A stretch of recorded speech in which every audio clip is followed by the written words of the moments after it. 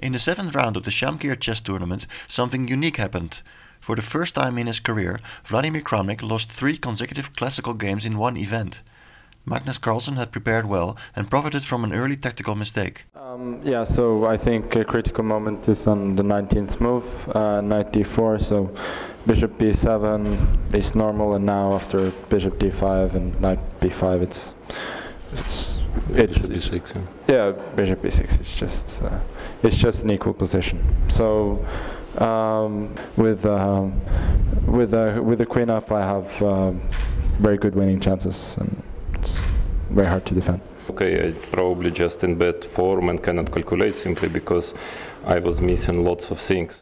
Viswanathan Anand is now the new number 2 in the standings.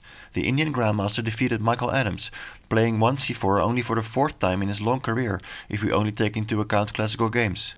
I'm trying to experiment a little bit, and I had some ideas. Interestingly, the problem with c4 I felt today was that Mickey himself has just started playing it. So maybe a year or two it's in his own repertoire, which is a pity. But anyway, I thought I'll give it a shot. Wesley So dropped back to share 3rd place with Caruana, who beat him in a direct encounter.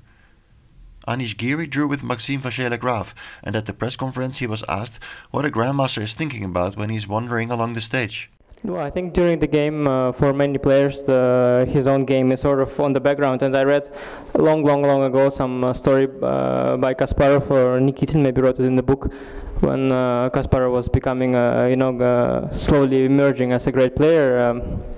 At first, he was talking a lot during his games with his colleagues, and his trainer told him, to stop that. And during his move, to sit back and not calculate, but sort of kind of let the position sink through your mind. So I think that's what happens, but it doesn't help me to become as good as Kasparov, unfortunately. Rauf Mamedov is playing a fine tournament. The lowest seeded player was close to losing, but added another draw to his score against his good friend Shakmir Mamediarov. At the press conference, both Carlsen and Anand were asked about Yuri Razuvayev, who would have turned 70 this year. Yes, I was in Moscow in 2005, and I worked with Razuvayev and also Nikitin for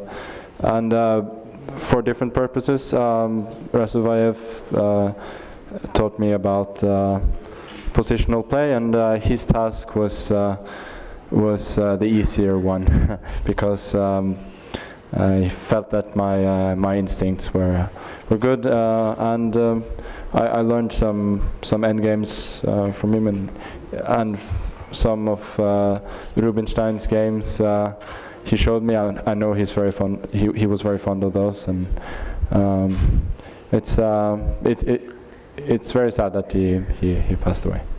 I played him in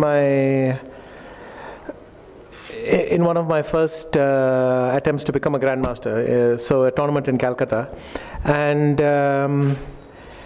afterwards we met each other in a couple of tournaments in Moscow. I was playing in the B tournament, but